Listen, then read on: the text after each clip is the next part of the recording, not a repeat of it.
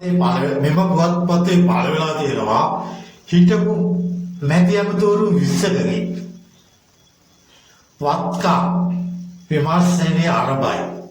නාවල් මහින්ද රෝහිත සාගර පවිත්‍රා වජිර ඇතුළු පිරිසගේ ඒ අතරේ මාර ප්‍රශ්න නේද මේ රටේ විසඳන්න තියෙන හැම ප්‍රශ්නයකටම මුලම පව් අහිංසක මිනිස්සු කොච්චර මුලා කරලා තියෙද අපේ රටේ දේශපාලනඥ මිනිස්සුන්ගේ ඡන්දය අරගෙන ඒ ඡන්දෙන් සැප ජීවිත ගත කරන්න අහිංසක මිනිස්සු මුලාවටපත් කරලා මේ යුගය දැන් නතර කර යුතුයි නතර වෙලා තියෙන්නේ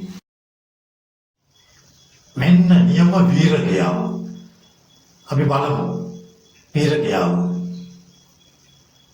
බණ්ඩාරවලින් නවහැවලිදී දැරියක් දුම්රියට බිලිවෙන්න ගිය ජීවිතයක් බේරා ගනි. මේවා තමයි නියම වීරකයා.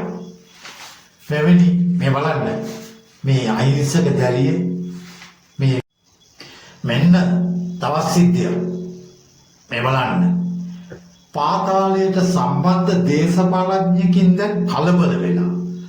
මේ පුවත්පත කියන්නේ මේක මාර ඇයි බය වෙන්නේ? කළකම් පළ දෙනවා කියන්නේ මේක තමයි. කළකම් පළ දෙනවා කියන්නේ මේක තමයි. රාජ්‍යකම ලැබුවත් වැඩක් නැහැ මල්ලි හොරකම කරලා. හංගපු තේපලක් තේරවන කරුණා කරලා අල්ලස් කොමියුනිටියට කියන්න.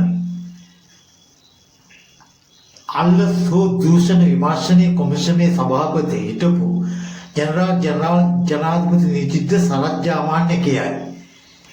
අපේ රටේ මිනිස්සු මේ තියනවා නම් මේ මිනිස්සුන්ගේ දහඩිය මාළේ සූරාගත් දීපලක් තියනවා නම් ඒ ඔබට හංගපු දීපල සම්බන්ධයෙන් අල්ලස් කොමිසමට කිය හැක.